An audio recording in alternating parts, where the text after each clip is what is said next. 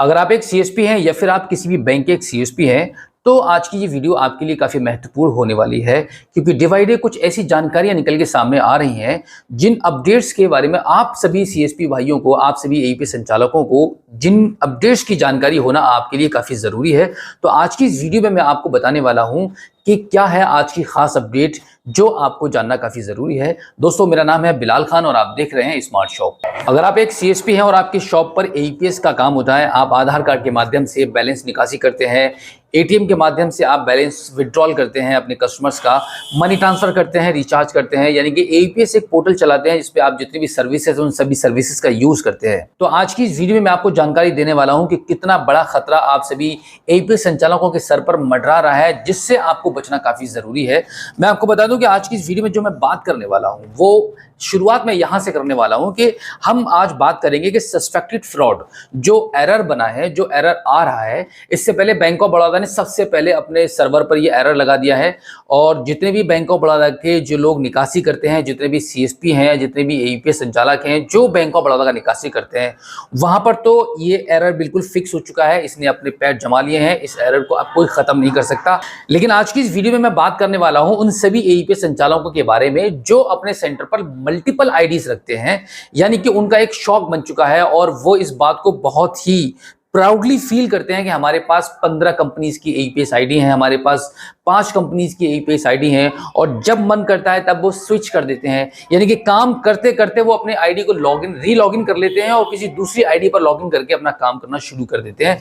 और multiple ID use करने का जो आप सभी सीएसपी भाइयों का और आप सभी एईपीएस संचालकों का मल्टीपल आईडी यूज करने का जो मेन पर्पस है, वो आई थिंक जिस तरीके से मैं समझ पा रहा हूं वो ये है कि आज की डेट में कोई भी एईपीएस संचालक बैंक पैसा विड्रॉल करने नहीं जाता है, क्योंकि बैंक जब आप पैसे को विड्रॉल करने जाएंगे तो वहां पर आपको एक दिन ऐसा आता है कि 2% का आप पर टीडीएस कटना शुरू हो जाता है। तो इस वजह से सभी लोगों ने, मैक्सिमम लोगों ने मार्केट में अपनी सेटिंग कर रखी है। जो भी व्यापारी हैं उनका अकाउंट उन्होंने अपनी मल्टीपल एईपीएस आईडीज के सेटलमेंट में लगा रखा है, मूव टू बैंक में लगा रखा है, जिसकी वजह से वो क्या करते हैं कि 5-5, 10-10 आईडियां उन्होंने ले रखी हैं।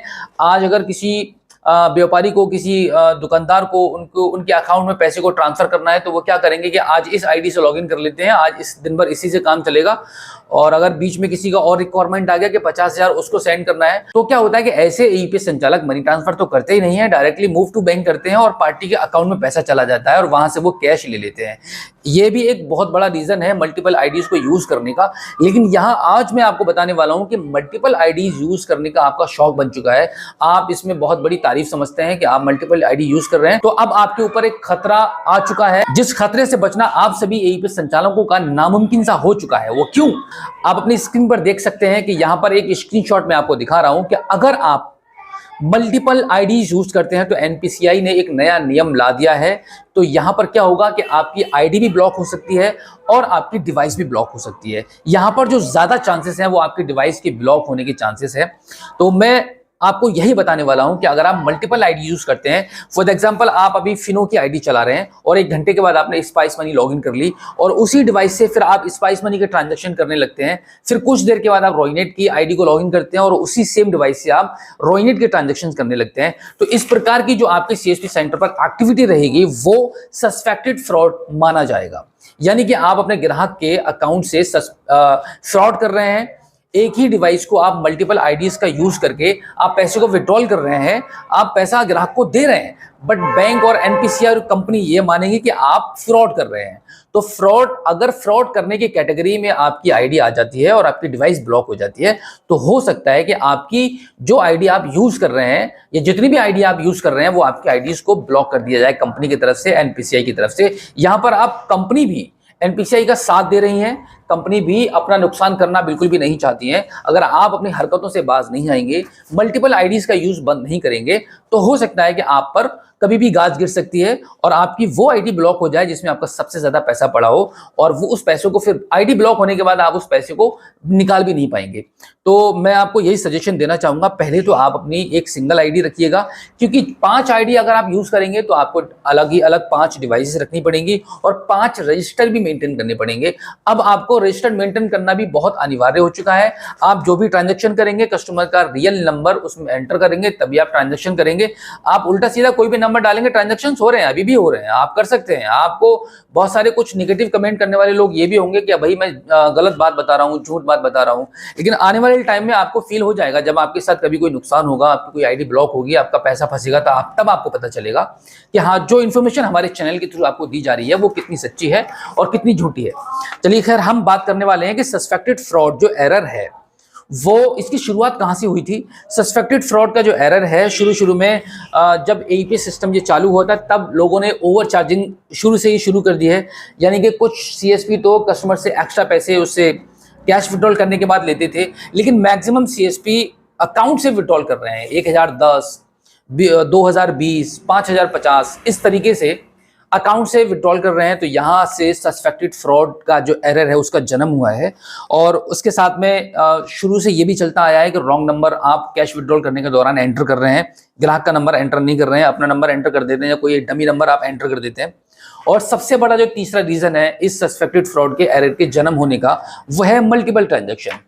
अब तो फिलहाल मल्टीपल ट्रांजैक्शन पर एनपीसीआई और कंपनी ने और बैंक ने रोक लगा दी है, लेकिन इससे पहले जो ट्रांजैक्शन हो रहे थे बहुत अच्छे से मल्टीपल ट्रांजैक्शन लोग कर रहे थे, जाने अनजाने में सभी लोग कर रहे थे, लेकिन अब इस पर रोक लग चुकी है। तो ये जो तीन बड़े, जो सबसे बड़े एरर हैं, over charging, wrong number entered और मल्टीपल ट्रांजैक्शन, इन तीन वजहों की वजह से, इन तीन कारणों की वजह से सस्पेक्टेड फ्रॉड एरर का जन्म हुआ था। अब सस्पेक्टेड फ्रॉड का एरर हर एईपीएस संचालक के गले में लटक चुका है। आपने इन तीनों ये तीनों गलत काम अगर आप ये तीनों गलत काम अभी नहीं कर रहे हैं, तब भी आपको सस्पेक्टेड एरर का सामना करना पड़ सकता है। वो इसलिए क्योंकि आप मल्टीपल आईडी यूज कर रहे हैं, मल्टीपल डिवाइसेस यूज कर रहे हैं, आप रजिस्टर मेंटेन नहीं कर रहे हैं। तो उस प्रकार से अब बहुत ज्यादा सख्ती हो चुकी है। ये भी एक बहुत बड़ा नुकसान है कि आपके खिलाफ अगर कोई बैंक में जाकर कंप्लेंट करेगा तो आज आपको कोई भी उसकी तकलीफ नहीं होगी, 1 महीना तक आपको कोई रिजल्ट नहीं मिलेगा। बट सबसे बड़ा जो हम मौका दे रहे हैं एनपीसीआई को और बैंक को आपके ऊपर से गंजा कसने का, वो यही है कि सस्पेक्टेड फ्रॉड का एरर आने लगा। इस प्रकार से और भी बहुत सारी समस्याएं आने लगेंगी। आपने पिछली वीडियो में देखा होगा कि अब बहुत सारे पिन कोड्स को ब्लॉक कर दिया गया है। मतलब पिन कोड्स का ब्लॉक होने का मतलब यह है कि उस एरिया में अब किसी भी कंपनी की एईपीएस की नई आईडी नहीं बनेगी। और धीरे धीरे जैसे जैसे लोग पकड़े जाएंगे, जैसे जैसे एनपीसीआई का सर्वर ये नोटिस करेगा ये, और उसको ये पता चलेगा कि जितनी भी आईडियां एग्जिस्टिंग में चल रही हैं वहां पर कितना कितना फ्रॉड हो रहा है और कितनी आईडीज को वो सस्पेक्टेड के केस में नोट करते हैं, तो धीरे धीरे वो सभी आईडियां अब बंद हो रही हैं, बंद हो ही जाएंगी। और जैसे ही पुरानी आईडियां सारी बंद हो जाएंगी तो उन एरियाज में नई आईडी तो बनेगी नहीं, तो अब एईपीएस का काम ही वहां से खत्म हो जाएगा। आपके सेंटर पर सही तरीके से काम चलते रहने के लिए आपको क्या करना होगा, आपको सिर्फ कुछ चीजों को ही फॉलो करना है। जैसे कि आप सिर्फ एक सिंगल आईडी का यूज कीजिएगा, एक सिंगल डिवाइस का यूज कीजिए और मल्टीपल ट्रांजैक्शन करने की कोशिश बिल्कुल मत कीजिएगा। आप ग्राहक के खाते से ओवरचार्ज बिल्कुल मत करिए और इसी के साथ में रॉन्ग नंबर एंटर बिल्कुल मत कीजिएगा कैश विड्रॉल करने के दौरान। और फाइनली आपको इस प्रकार का रजिस्टर मेंटेन करना है। रजिस्टर मेंटेन करने के बहुत बड़े फायदे हैं जो कि मैं अपनी पिछली वीडियो में आपको बता चुका हूं। तो इतनी चीजों का आप ध्यान रखेंगे, इन चीजों को आप फॉलो करेंगे तो डेफिनेटली कभी भी भविष्य में आपकी आईडी बंद नहीं होगी, आपका एरिया पिन कोड नंबर बिल्कुल सेफ रहेगा। तो दोस्तों आज की इस वीडियो में जो जानकारी मैंने आपको दी है, आई होप आपको काफी अच्छी लगी होगी। इसी के साथ आपसे उम्मीद करूंगा कि अगर आप पहली बार हमारे स्मार्ट शॉप यूट्यूब चैनल पर आए हैं और अभी तक आपने हमें सब्सक्राइब नहीं किया है तो प्लीज एक बार सब्सक्राइब कर लीजिएगा और बेल आइकन को भी प्रेस कीजिएगा। इसी के साथ आप हमारी इस वीडियो को अपने दोस्तों में शेयर करना बिल्कुल भी मत भूलिएगा। जो जानकारी आप तक पहुंचाई है हमने, आप भी अपने दोस्तों तक पहुंचाइएगा। तो चलिए दोस्तों, मिलते हैं आपसे किसी और एक अगली वीडियो में एक नई जानकारी के साथ, एक नई अपडेट के साथ और एक नए जोश के साथ। तब तक के लिए जय हिंद।